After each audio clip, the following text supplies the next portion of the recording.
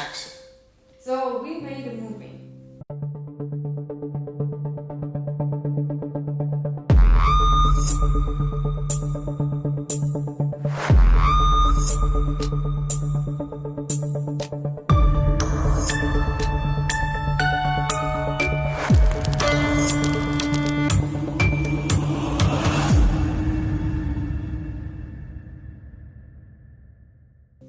And we were looking for content in YouTube while we were making it, for some tips. We were trying to look for something informational, but we couldn't find it.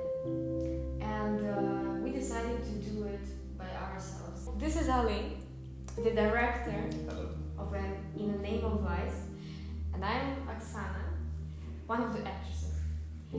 So, Ali, tell us about the movie. The process is actually, for me, was opposite. It starts from editing. So editing is usually post-production, like final stages that you do editing, sound design, color grading, and then you have your film at the end. So it gave me an upside down vision about how to make film.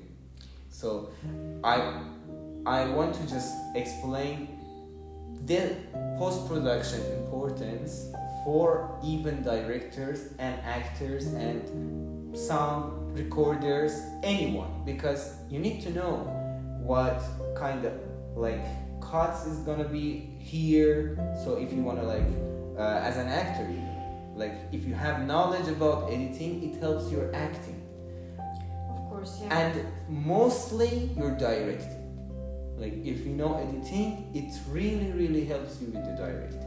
So this introduction, we want to do this playlist as 3 main categories and then explain each part in details with examples, obstacles, and what we learned in the middle. And as I told you one more time, I will repeat that we couldn't find this playlist, so that's why we are making this. And yeah, now what's the question? Before the question, we're gonna, I forgot to say that we're gonna introduce you to other actors in the movie. We're gonna talk about backstage, how to work with people, how to direct some specific scenes, and other more. Yeah, and also we forgot to mention that all of this movie that we're talking about, it's a feature film that Ali made at second grade of film school. So we didn't have much information about it, but somehow we all managed it and we learned from the process, and we just want to share the process with everyone.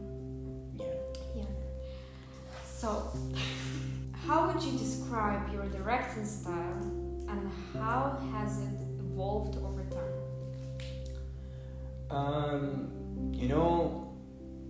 Honestly, this was the first serious project that I directed.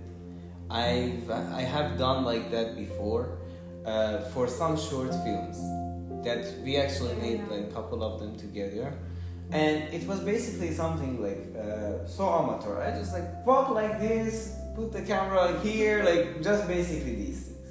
But this time our intention to make something longer, something more serious, because I noticed that every time that you want to apply for a job in the industry, they will ask for your resume. So, and nobody gonna hire you without having a resume. So I was thinking let's make this and make resume for each of us. So next time when they will ask, what's your resume? You have something to show. But I really didn't know what I'm doing. Okay, so I stepped into a dark room without knowing what's up. And that was scary, but I didn't pay attention to the scary part. I just wanted to find out how to do it. And then I searched on YouTube. I found different styles. There are many good videos. I said, how Quentin Tarantino direct, how Christopher Nolan direct. But at the same time, I wanted to have something unique for myself. And the approach that we made on this film, in my opinion, I think it's postmodern cinema. and the style that you ask for, it actually changed scene by scene, kind of like not drastically, but you can notice. And this is one of the elements that make it like a postmodern cinema. Like, we are not loyal to any specific style in this film, and this itself is a style. So I hope I could like answer this question. We don't basically like follow a specific scene to the end. Okay, so we introduce like, guys, watch this. Okay, it's not like you have to know exactly what kind of. For example, what I'm saying is like, you have a police scene.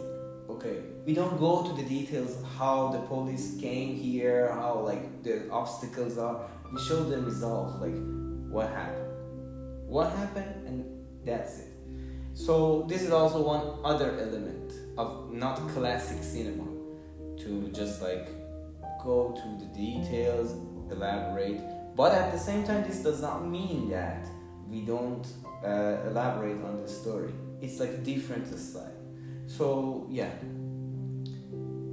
Yeah.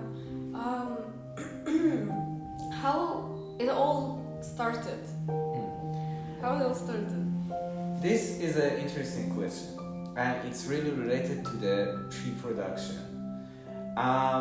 Initially, sorry to interrupt you, but we will talk about it later in another video more specifically. But just to introduce our project and you as a director, we just wanna show people. Okay, so in my mind, before because I also write this script, it was an empty paper.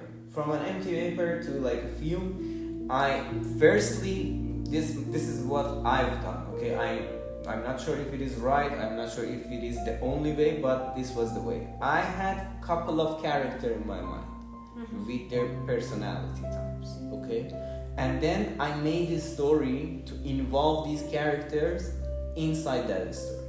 So it was not like, for me, for this part was not like a story that you develop the character. For me, it was characters that I wrote a story for them. Okay, this was my way on this one, and I think it's better to keep this short so I don't go to details. For next episodes, I will tell you about like pre-production and what we did and how things changed and everything become a chaos eventually. That's so, true. Yeah. How did you manage to work with so many people on set? How many people on set were there, and how you made them take you serious while you were making all the short films before? We had different scenes. There were scenes that I was only with 2 actors. Like, I was holding the sound with my right hand behind the camera and also like trying to direct them.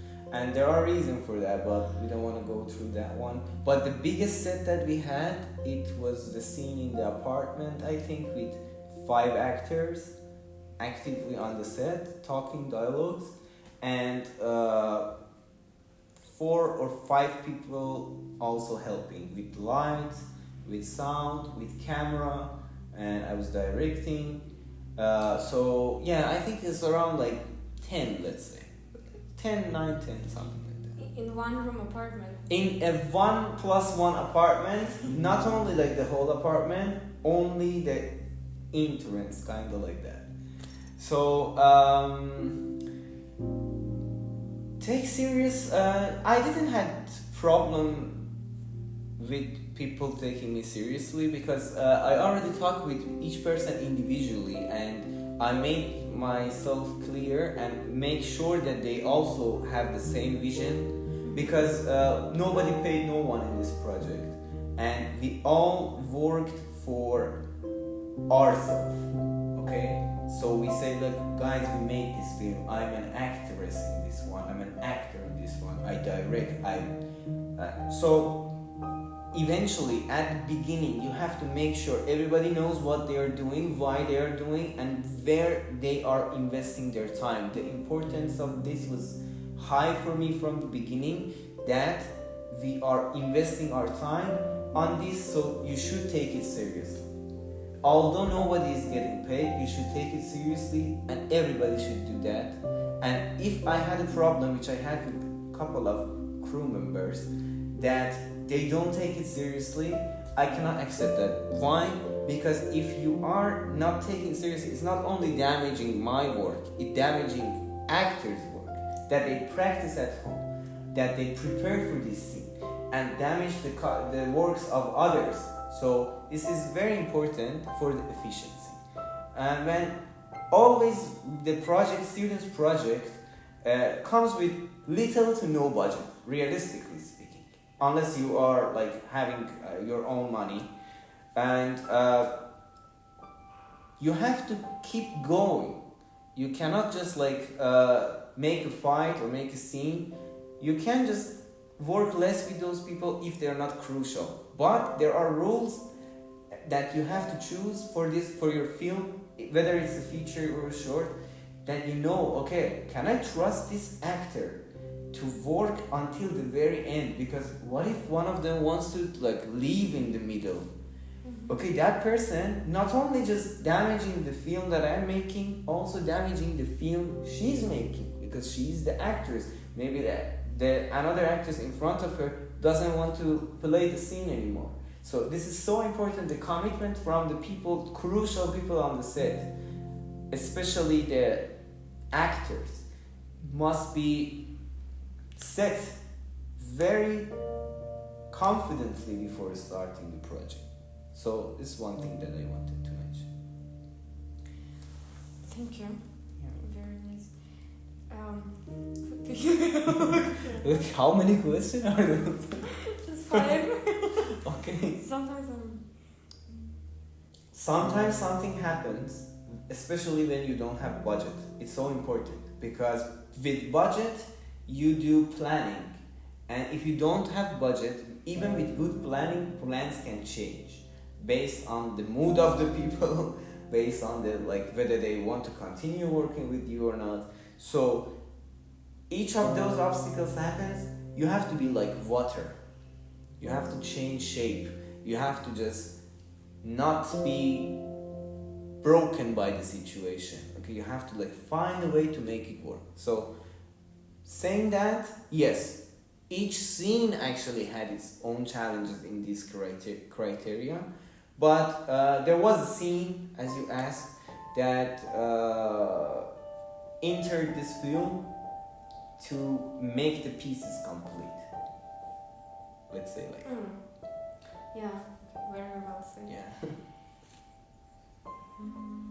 So there's more questions about production and post-production, about challenges on the set, about working with an actress, and about story a lot, and some ideas like references, how you make it all together. So but I think it's already too much information for for this video, for the introduction. Okay, we can not say that. Yeah, so I'm thinking that we're gonna see you in the next video, guys. There's gonna be post-production, pre-production, and production. 3 main categories, and in each main category there's gonna be more videos. It's gonna be the whole playlist. We have a lot of say, we have a lot of to show, so just stay here. Yeah, and the quality of the video production will increase, okay? Don't worry, it's not gonna be like we're gonna get mics. Today is like a very busy day, so we couldn't get like all we wanted for the equipment room, so stay tuned. We wanted to make the episode 0 as fast as possible. Yeah, just to start. Yeah. See you. I just realized that you said several times, oh, we don't have budget. But this is not our studio.